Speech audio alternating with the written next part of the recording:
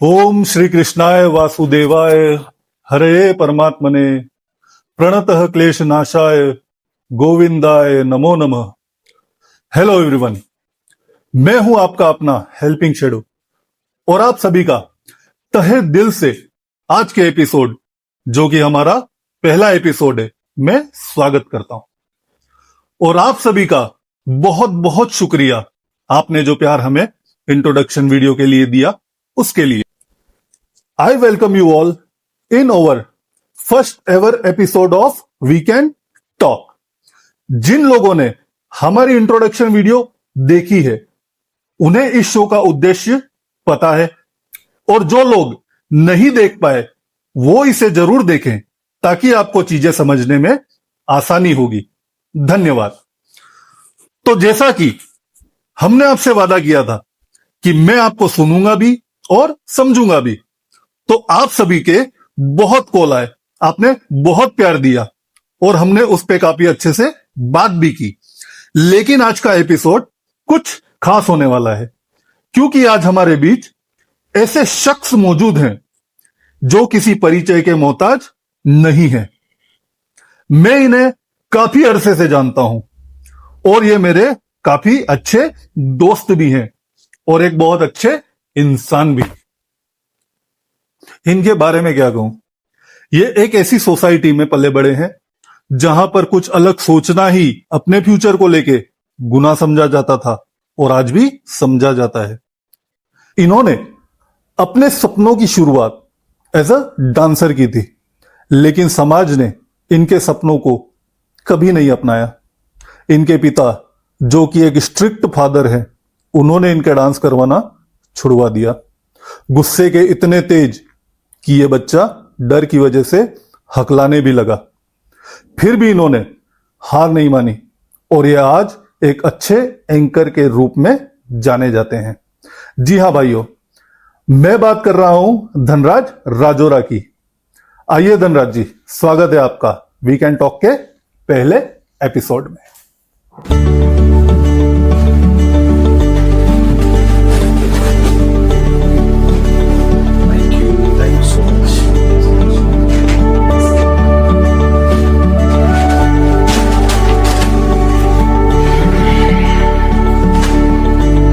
नमस्कार धनराज जी, कैसे हैं आप?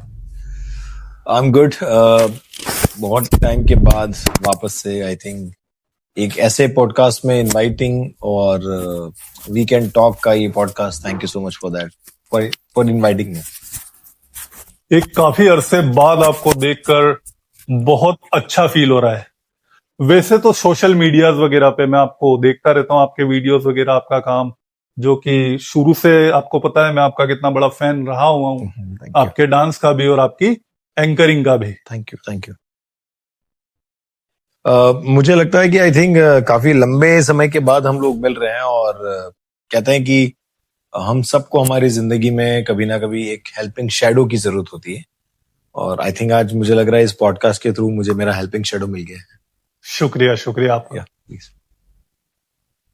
यह बहुत दिनों बाद वापस से आपसे मिल रहा हूँ, बट मुझे ये बताइए, ये मास्क और ये हेल्पिंग शेडो, ये कैसे, क्या, कब सब चीजें हुई है, मुझे बताइए। मतलब मैं बहुत ही ज्यादा एक्साइटेड हूँ। जो इंसान कभी बोलता नहीं था, मतलब ठीक है, एक अलग सा उसका पर्सनैलिटी था, और अचानक से वीकेंड टॉक पे आपके साथ पॉडकास्ट कर रहा हूँ मैं। कैसा, मतलब ये कैसे हुआ ये? तो धनराज जी, जैसे होता है ना कि समय के साथ में चीजें बहुत सारी बदल जाती हैं, और जैसे जैसे आप लाइफ में आगे बढ़ते हैं आपको बहुत सारे अच्छे भी एक्सपीरियंसेस होते हैं, बुरे भी एक्सपीरियंसेस होते हैं। इन सब एक्सपीरियंसेस को लेते हुए जहां तक मैंने देखा है कि लोगों को इतनी समस्याएं हैं, इतनी प्रॉब्लम्स है जो कभी वो किसी से शेयर नहीं कर पाते। और ये मास्क इस वजह से है कि शायद लोग मुझे पहचान के मुझसे बात शायद ना कर सके अपनी। तो एक मास्क इसीलिए है ताकि मैं उनसे घुल मिल सकूं, वो मुझे ना पहचाने और मैं उनकी मदद कर पाऊं। और ये सोच के साथ मैं आगे बढ़ रहा हूं। और आई थिंक मुझे ये भी लगता है कि ये मास्क आपको इसमें भी हेल्प करेगा कि आप किसी को जज भी ना करें। मास्क इसीलिए होता है कि आप ना तो प्लस देखें ना माइनस देखें, तराजू के इधर ज्यादा भार है या इधर ज्यादा भार है, कुछ भी ना देखें, बस आप लोगों की मदद करे। बस यही मेरा एक मोटो है इस शो का, मकसद Absolutely. यही है। चलिए फिर स्टार्ट करें हम लोग सब लोग मिलके। हाँ जी धनराज जी, आपकी इजाजत हो तो यस जरूर। Yes please please please carry on तो धनराज जी, प्लीज। मेरे मन में एक सवाल है कि जिस धनराज को मैं जानता था वो एक बहुत ही अच्छा डांसर था, काबिल डांसर था, और मुझे पर्सनली ऐसा लगता था कि एक दिन डांस के फील्ड में बहुत आगे जाएगा। ये डांस जर्नी छोड़ के आपने एंकरिंग को चुना। एंकरिंग, जो बंदा बोलने में है, मतलब जिसको बोलने में मैं हकलाना तो आपको बोलूंगा तो अच्छा नहीं लगेगा वैसे, लेकिन आप मेरे दोस्त थे तो शायद मैं ये वर्ड आपके लिए यूज कर सकता हूं कि लाइक आप बोलने में थोड़ा वो होता था आपको प्रॉब्लम, स्ट्रेमरिंग होती थी। हाँ, तो फिर एकदम डांस फील्ड से एंकरिंग फील्ड में ये ड्रास्टिक चेंज कैसे, ये शायद मैं पर्सनली भी जानना चाहता हूं, और जो ऑडियंस आपको जो प्यार करती है वो भी शायद मेरे हिसाब से इस क्वेश्चन का आंसर जानना जरूर चाहेगी। या हेल्पिंग शेडो ये तो कहते हैं कि हम कुछ नहीं करते हैं, डेस्टिनी हमसे सब चीजें करवाती है। और एक सर्टेन पीरियड के बाद आपको ये लगता है कि यार आई थिंक अब तक जो कर रहे थे वो एक शायद इमेच्योरिटी का पार्ट था, या ये भी कह सकते हैं कि शायद उसके अंदर स्कोप के लिए आपको घर छोड़ना पड़ता, आपको पैसा लगता, बहुत सी चीजें लगती, और साथ ही साथ आप जब तक चल पा रहे हैं ना तब तक वो डांस फील्ड आपके लिए बहुत अच्छी थी। एक दिन ऐसा भी आएगा जब चीजें बदलेंगी, चीजें आपके खिलाफ भी हो सकती है, तब आपको एक ऑप्शन चुनना पड़ेगा। और जैसे डांस था मेरे लिए, उसी तरीके से मेरी एंकरिंग भी है। मैं दोनों को बहुत प्यार करता हूँ। इनफैक्ट आज जब मैं कभी उदास होता हूँ, जब मैं कभी बहुत ज्यादा गुस्सा होता हूँ, तब भी मैं रूम में अपने आप को बंद करके ढेर सारा डांस करता हूँ, ना कि एंकरिंग। तो ऑब्वियसली सी बात है, डांस जो है वो वो मेरी पहली मोहब्बत है, और बाकी सब चीजें बाद में।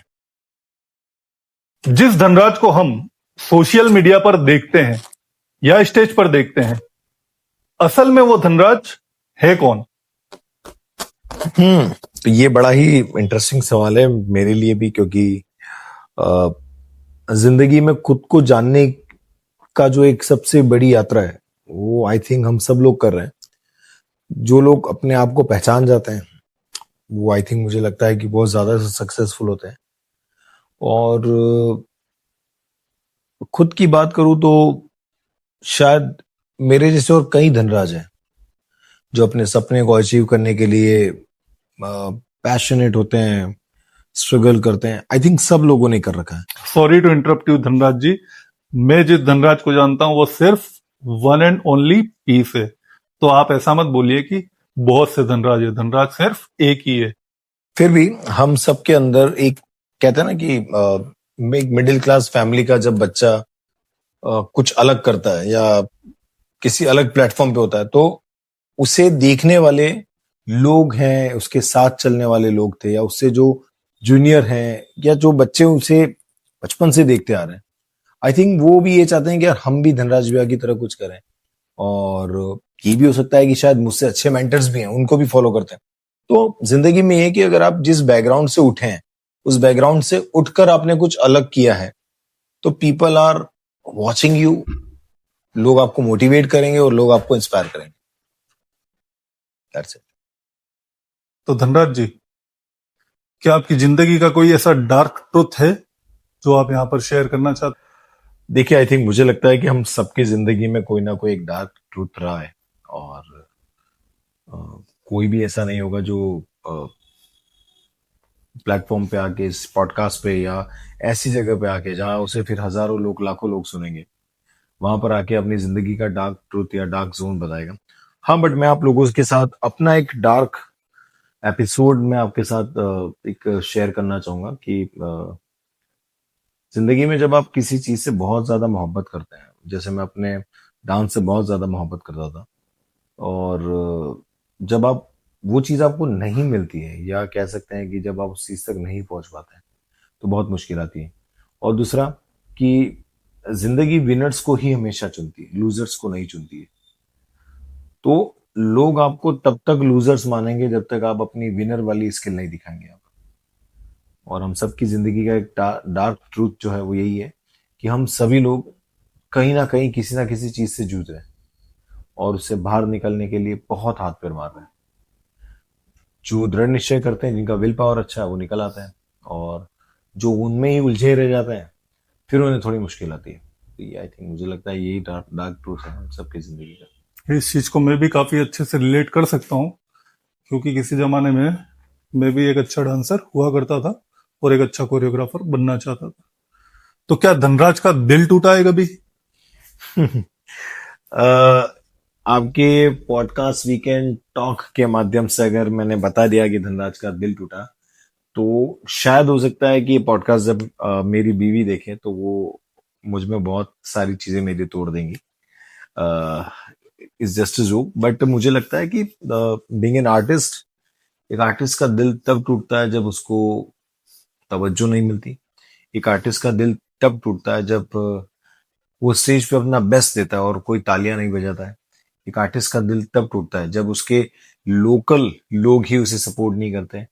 और एक आर्टिस्ट का दिल तब टूटता है जब वो अपनी आर्ट के लिए सब कुछ सेक्रीफाइस कर देता है और लास्ट में लोग बोलते हैं, अरे ये क्या कर रहा है, ये तो ये कोई काम है क्या। तो आई थिंक मुझे लगता है कि लोगों को अपनी मेंटेलिटी चेंज करनी चाहिए। और मेरा दिल तब टूटा था जब मैंने अपना डांस का जो मेरा करियर है, ऑल्दो आज भी थोड़ा बहुत करता हूँ पर वो खुद के लिए करता हूँ, पर एक वक्त था जब मैं स्टेज पे परफॉर्म करता था, कंपटीशन खेलता था, ये सब चीजें अब वो नहीं होती। उस चीज के लिए थोड़ा बहुत तो दुख होता ही है।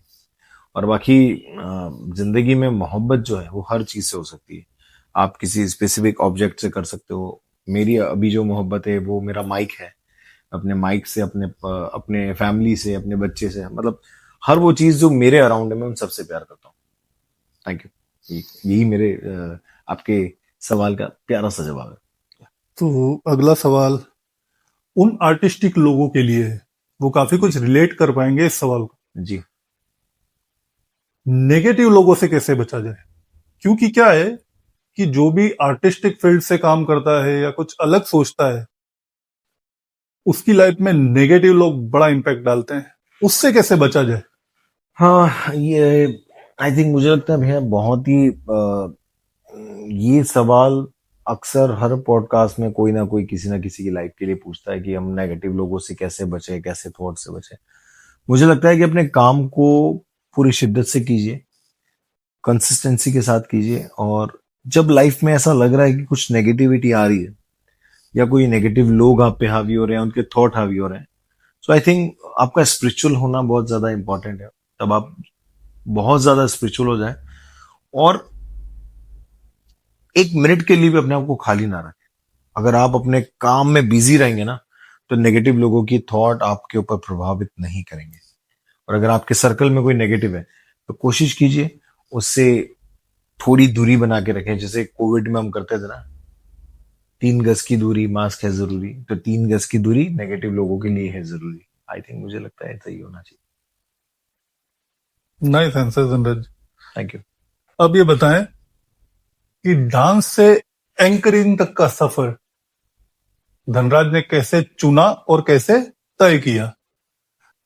देखिए, डांस तो ऐसा है कि बचपन से यार कर रहे थे हम। और आई थिंक मैं अगर अपने बचपन की बात करूं तो I am one of the most mischievous child in my childhood. बहुत ज्यादा मस्तीखोर टाइप का बंदा था, और कहता है ना जो बैक बेंचर्स होते हैं एक दिन वही झंडे गाड़ते हैं। तो अभी तक वैसे झंडे नहीं गाड़े, हाँ, बट इतना तो है कि लोग अब जानते हैं, लोग पहचानते हैं मैं कौन हूं, मैं क्या कर रहा हूँ। और रही बात डांस की, तो डांस गजब का पैशन था। मतलब पर क्या है कि जब आप अपने सपनों को चुनने के बीच में अपनों को चुनना होता है, तो समटाइम आपको अपनों को चुनना पड़ता है, क्योंकि सपने फिर से देखे जा सकते हैं, पर अपनों के साथ रहना, अपनों के साथ रहने का सौभाग्य वो हर बार आपको नहीं मिल पाता है। और मेरी जिंदगी में रिश्ते बहुत ज्यादा इंपॉर्टेंट है, चाहे फिर वो कोई सा भी हो, वो रिश्ता मेरे लिए बहुत इंपॉर्टेंट होता है। हाँ, जो नहीं है फिर मैं उसको मुड़ के भी नहीं देखता हूँ, और जो है उनको मैं निभाता रहता हूँ। तो डांस से लेके एंकरिंग तक का जो सफर था, ये बड़ा ही कहते हैं ना, एक मैजिकल भी था, स्ट्रगल भी था, और मैंने इसके लिए अपना बहुत कुछ सेक्रीफाइस भी किया है। डांस जब करते थे तो मुझे आज भी याद है कि लोगों की मेंटेलिटी है अरे यार तो डांसेस कर ही रहा है, मतलब यहाँ हमारी जो लोकल लैंग्वेज में बोलते हैं बागड़ी में, हूँ कर लूंगा तो मैं नासिकुली ने हूँ कर लूंगा। तो यार देखो, डांस जब तक मैं कर रहा था तब तक मुझे पता था कि मैं क्या कर रहा हूँ, पर उससे अर्निंग नहीं हो पा रही थी या उससे वो फेम नहीं मिल पा रहा था जो मिलना चाहिए। और धीरे धीरे फिर जब मेरा 12th हुआ, मैं यहाँ से भोपाल गया, मैंने आर्मी स्कूल से अपना ग्रेजुएशन किया। वहां जाके मुझे एक चीज पता चल गई कि यार आई थिंक डांस में बहुत ज्यादा स्ट्रगल है, लेट्स स्विच, और जो मेरी कमजोरी उस पर काम करते हैं। तो मैंने अपनी कमजोरियों पे काम करना शुरू किया। मुझे बहुत ज्यादा स्ट्रेमरिंग होता था, पर मैंने कहा कि नहीं यार, दूसरे लोग सही कर सकते हैं तो मैं भी कर सकता हूँ। तो फिर मैंने उस पर काम करना शुरू किया, और मेरी जिंदगी का पहला शो मेरे जो उस्ताद हैं सतीश जी आचार्य, उनके द्वारा मुझे एक अपॉर्चुनिटी मिली। उसके बाद कई अपॉर्चुनिटी जिंदगी में आई है, बट जो पहली अपॉर्चुनिटीज हैं वो it's like Oscar for me. तो ऐसे धीरे धीरे धीरे करते गए, अपनी कमजोरियों पे काम करते गए, अपनी कमजोरियों को ताकत बना लिया, और उसके बाद फिर पीछे मुड़ के कभी नहीं देखा। तो आई थिंक मुझे लगता है सफर बड़ा लद्दाख की राइड जैसा था, एकदम एडवेंचरस भरा, but so far so good. तो धनराज जी, आपसे बात करके बहुत अच्छा लगा, थैंक यू। आपसे मिलके भी बहुत अच्छा लगा। Thank you so much. तो जाने से पहले आप हमारे व्यूअर्स को क्या कहना चाहेंगे, क्या एडवाइस देना चाहेंगे?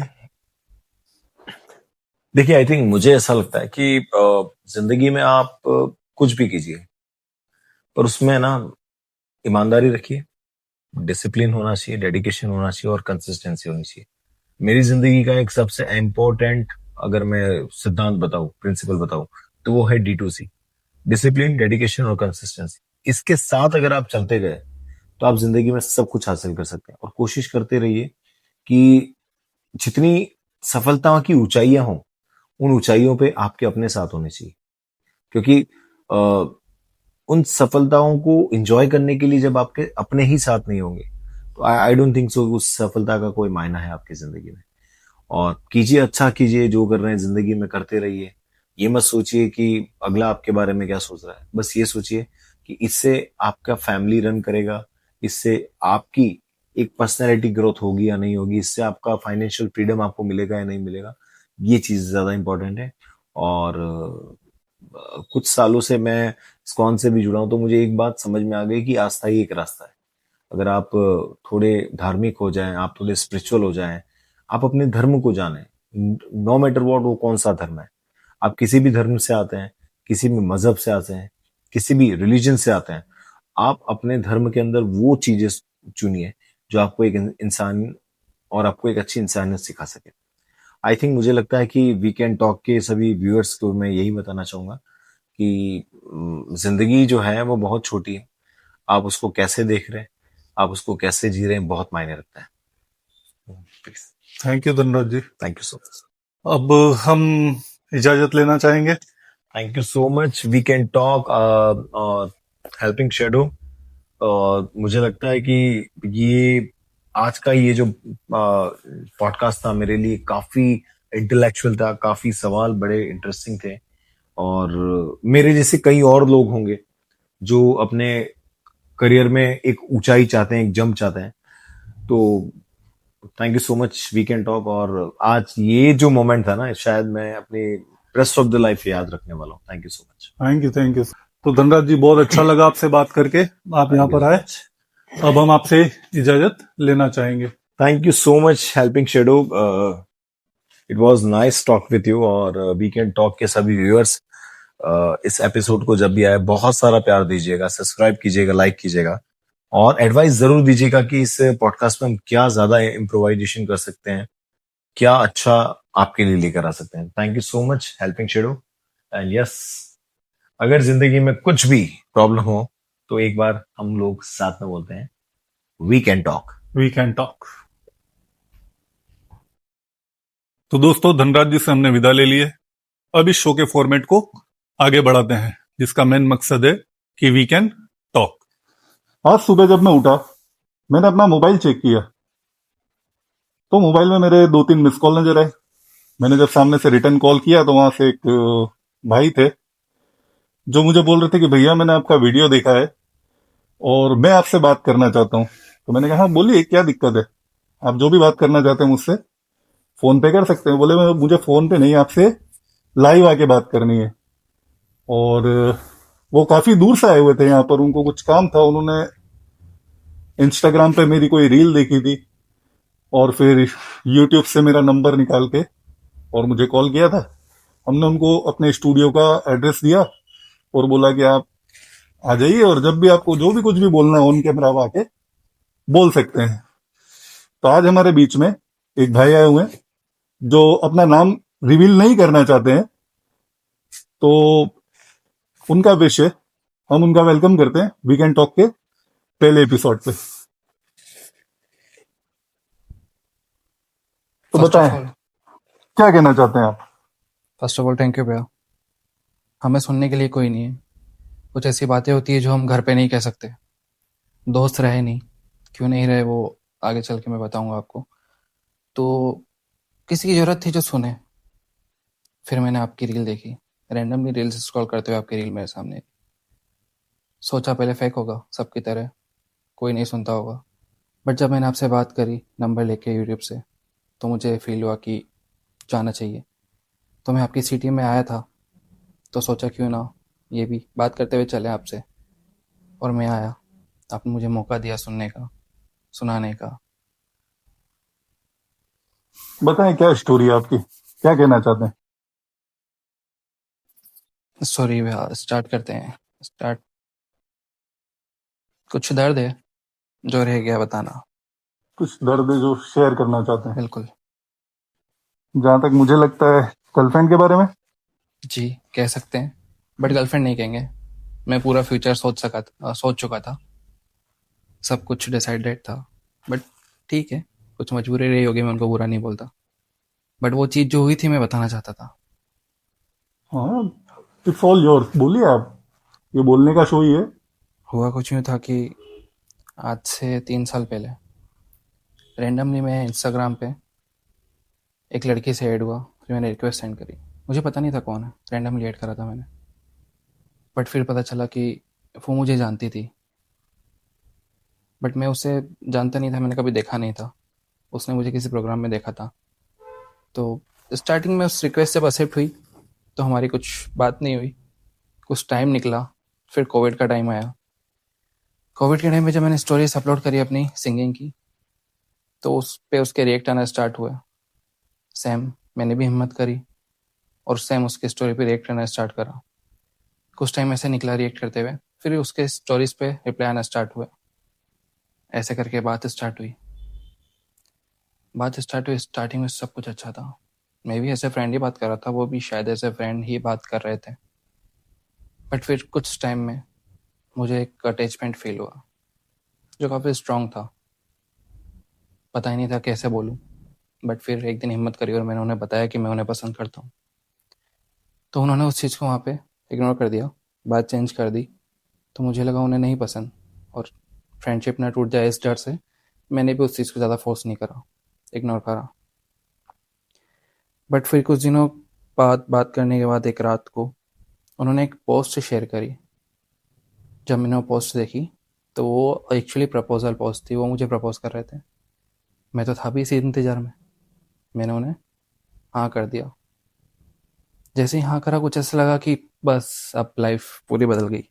सब कुछ सेट है, सब कुछ सही है।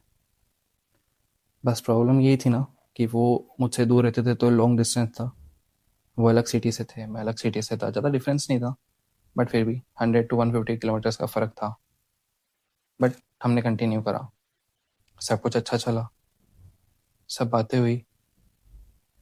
फिर एक दिन उनका मैसेज आया कि पता नहीं क्यों मुझे एक बहुत स्ट्रॉन्ग अटैचमेंट या लव कह सकते हैं वो आपसे फील हो रहा है, जो आज तक मुझे कभी नहीं हुआ। मैं बहुत खुश था कि अब सब सेट है, क्योंकि सामने से भी वही फीलिंग जो मेरे को थी वो मुझे फील हो रहा था कि सेम उनको है। बहुत स्ट्रॉन्ग रिलेशनशिप हो सकता था। फिर कुछ टाइम बाद बात करने के बाद हम मिले भी, घूमे भी, सब कुछ आगे का डिसाइड हुआ। सब अच्छा चल रहा था। कुछ मंथ्स, कुछ ये वन पहले ईयर में हम काफ़ी टाइम मिले। फिर जैसे जैसे बात आगे बढ़ी, काफ़ी कुछ आगे बढ़ा, सब कुछ हुआ, सब डिसाइड हुआ आगे के बारे में कैसे क्या होगा। बट फिर भी लड़का हूँ ना, एक डर तो रहता है कि क्या पता अगर नहीं हुआ तो, छोड़ के चले गए तो मैंने क्लियर करना बेटर समझा। मैंने उनसे क्लियर करा तो उन्होंने मुझे वही बोला जो सब बोलते हैं कि फिक्र मत करो, जहाँ भी बात बिगड़ी मैं बैठी हूँ, मैं सब संभाल लूँगी, सब हैंडल कर लूँगी, और वही सब छोड़ूंगी नहीं, हमेशा साथ रहूँगी। ये सब बातें हुई, मेरा ट्रस्ट और बढ़ गया, मैं अंधा ट्रस्ट करने लगा, क्योंकि मुझे एक फील हुआ कि हाँ, शी इज़ द वन, ये नहीं जाएगी। सब चलता रहा। फिर जैसे ही 1.5 ईयर हुआ, सडनली चीज़ें चेंज होने लगी। क्यों? मुझे कुछ नहीं पता। मैं अपनी साइड से ऐसा ही था, मेरे बिहेवियर में कोई चेंज नहीं था, कुछ भी नहीं। वो अगर दिन को रात कहते थे तो मैं भी रात ही मानता था, मतलब अंधा ट्रस्ट था। बट फिर भी सामने से चीज़ें चेंज होने लगी, बिहेवियर चेंज होने लगा। हर चीज़ पे लड़ाई, हर चीज़ पे डिस्कशंस, हर चीज़ पे इरिटेट होना, हर बात पे इरिटेट होना, और फिर धीरे धीरे करके झगड़े स्टार्ट हुए। बट झगड़े वन साइडेड थे, वो सिर्फ सामने की साइड से थे। मेरा काम क्या था, मैं सिर्फ सुनता था, बिना बात के, बिना गलती के, सिर्फ सुने जा रहा था। मैंने ना कभी उनसे ऊंची आवाज़ में बात करी, ना उनको कुछ गलत बोला, ना मैं उनसे लड़ा, क्योंकि मैं उन्हें हर्ट करना नहीं चाहता था। मैं नहीं चाहता था कि जो फीलिंग मेरे को हो रही है वो उनको आए, उनको बुरा लगे। बहुत पेशेंस रखा, वो जो बोलते थे सब कुछ सुनता था। फिर धीरे धीरे मिलने के लिए जब मैंने बोला, तो हमेशा कोई ना कोई एक्सक्यूज़ रहती थी जो स्टार्टिंग में नहीं थी। मिलना बंद हुआ, बातें फिर भी कंटिन्यू हुई। वो दिन भर का गुस्सा, जब भी अगर मैं कोई छोटी सी बात करता था तो वो उतार देते थे मेरे पे, और मैं सिर्फ सुनता रहता था। फिर धीरे धीरे बातें होना बंद हुई। जो पहले दिन रात होती थी, वो वीक में कभी कभार ऑन आते थे, मैं इंतजार करता रहता था। और इंतजार ऐसा कि कोई भी नोटिफिकेशन आया तो मैं हाथ में मोबाइल लेके सिर्फ यही उम्मीद से देख रहा हूँ कि मैसेज उनका होगा। बट नहीं होता था, कहीं जाता नहीं था। दोस्त सारे छूट गए थे। क्यों छूटे थे? क्योंकि उनको लगता था कि ये लोग बुरे हैं, इनसे बात मत करना, उसके पास मत जाना, यहाँ मत जाना, वहाँ मत जाना। क्यों? वो बुरा है, वो आपके लायक नहीं है, वो ऐसा है, वो ऐसा है। धीरे धीरे दोस्तों से मिलना बंद हुआ। दोस्तों से मिलना बंद हुआ तो दोस्ती टूट गई, क्योंकि मुझे उस पर ट्रस्ट था कि वो जो बोल रहे हैं वो बिल्कुल सही है, दोस्त सारे गलत हैं। लोगों ने बहुत समझाया कि ट्रस्ट मत कर, लास्ट में वही होगा जो सबके साथ होता है। बट मैंने नहीं माना, मैंने उन्हें बुरा भला बोल के अपने से दूर कर दिया। सब दूर हो गए, सिर्फ वही बची। बट सबसे दूर करने के बाद वो खुद से भी मुझे दूर करती गई। वीक में बात होना कभी कभी, और फिर कुछ टाइम बाद मंथ्स में कभी कभी बात होना। दिन रात बस यही कि हाँ, मैसेज आएगा, मैसेज आएगा, चेक करना, हर ऐप पे चेक करना जहाँ जहाँ अवेलेबल थे। बट मैसेज ही नहीं आता था। फिर कुछ यूँ हुआ कि 2-3 मंथ्स में एक बार बात, कभी रिप्लाई आ गया तो आ गया, और इलॉजिकल बहाने जिनका कोई सेंस ही नहीं है। बट मैं उन्हें भी सच मानता गया, क्योंकि होता है ना, जब आप किसी के साथ हो, आपको अंधा ट्रस्ट है उस पर, तो आप उसके हर झूठ को सच मानते हो। वो कुछ भी कहेगा, भले ही वो बहाना है और आपको पता है कि वो बहाना है, वो झूठ बोल रहे हैं, पर नहीं, आप उसे सच मानते चले जाओगे। ऐसे करते करते समथिंग 2 ईयर्स हो गए, 2 साल। पर 1.5 साल बाद जो मुझे दर्द होना स्टार्ट हुआ, जो घुटन होने स्टार्ट हुई, मैं समझ गया था कि वो जाएंगे। मैंने उन्हें बोला भी, पर उन्होंने हर बार ये बोला कि नहीं, ऐसा कभी नहीं होगा। सब कुछ सही होगा, बस थोड़ा सा टाइम दो। मैंने टाइम दिया। कुछ ऐसे करते करते 2.5 साल निकले।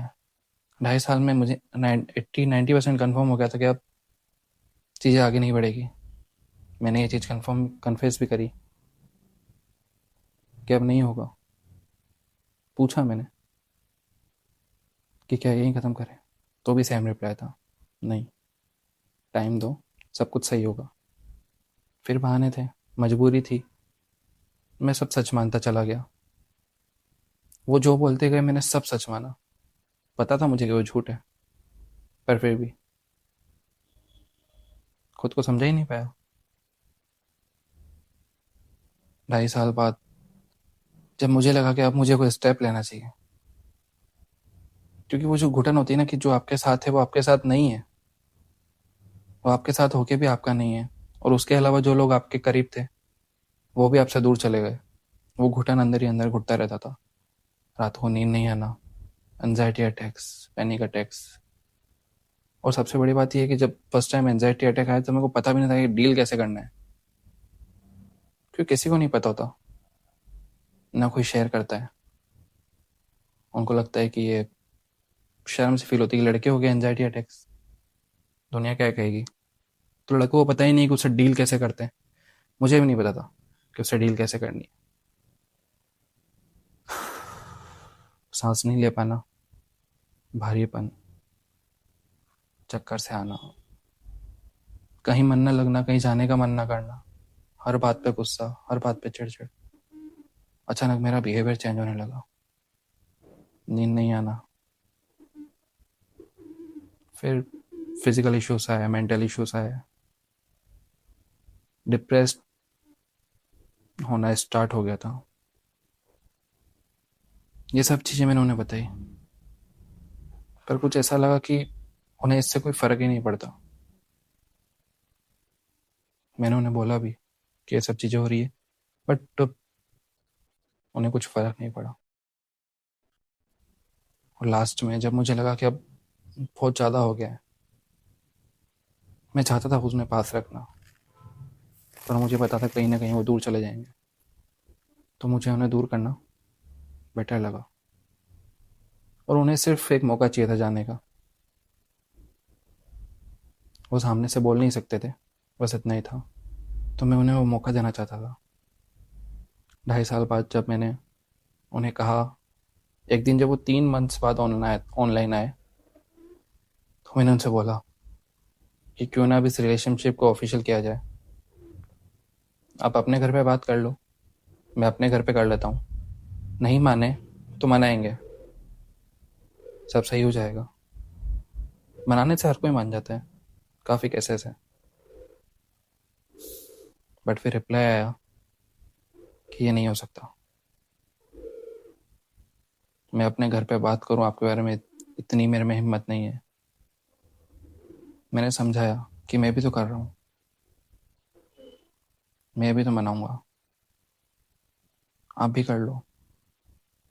तो उन्होंने सिर्फ इतना बोला कि नहीं, मैं नहीं कर सकती, और वो ऑफलाइन चले गए। उनका लास्ट मैसेज मुझे आज भी याद है। लास्ट मैसेज सिर्फ यही था कि ध्यान रखना अपना। वो दिन था और आज का दिन है। मैं अब भी मैसेज के इंतज़ार में हूँ, क्लोज़र के इंतज़ार में हूँ कि ये सब क्यों हुआ। जबकि मैंने बोला था, वो चिढ़ते थे उन लोगों से जो लास्ट में ये कह के रिलेशनशिप तोड़ते थे कि घर वाले नहीं मानेंगे, बट फिर उन्होंने भी कुछ ऐसा ही करा, यही बहाना दिया। मेरे पास कुछ था नहीं, बहुत मजबूर था। उन्होंने अपनी मजबूरी बता दी इस बात को, फिर मैं क्या करता। समझने की कोशिश करी, समझाने की कोशिश करी खुद को, बट नहीं। आज भी अगर मोबाइल में कोई नोटिफिकेशन आता है, आज भी वो आईडी ऑन है जिससे हमारी बात होती थी। एक मैसेज का इंतजार रहता है कि नहीं अब आएगा, एटलीस्ट क्लोजर तो मिलेगा मुझे। बट शायद ऐसा अब कभी नहीं होगा। वो अपनी लाइफ में आगे बढ़ गए और मैं उन्हें 2.5 साल पे अटका पाऊँ। कितने साल के रिलेशनशिप थे आपके? अगर सच बताएं, रिलेशनशिप खाली 1.5 साल का था। 2.5 साल जो चला वो सिर्फ नाम का था, जो 1 साल एक्स्ट्रा था। उसमें रिलेशनशिप जैसा कुछ था नहीं। और वो छोड़ के गए, उस बात को कितना टाइम हो गया? उस बात को अप्रोक्स 1 ईयर होने है।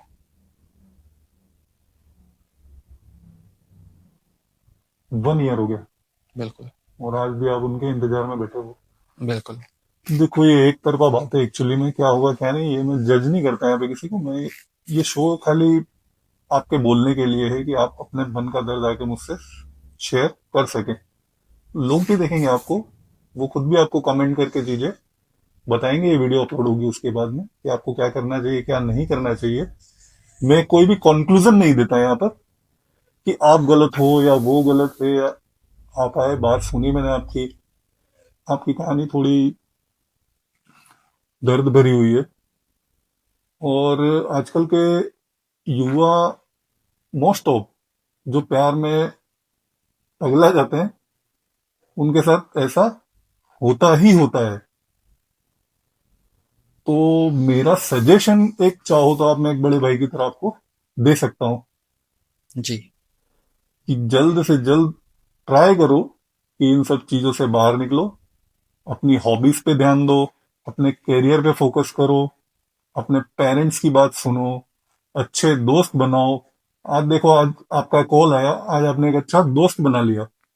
जी भैया। आप जब भी अकेला फील करो, any time you can call me, we can talk. Okay? Ji.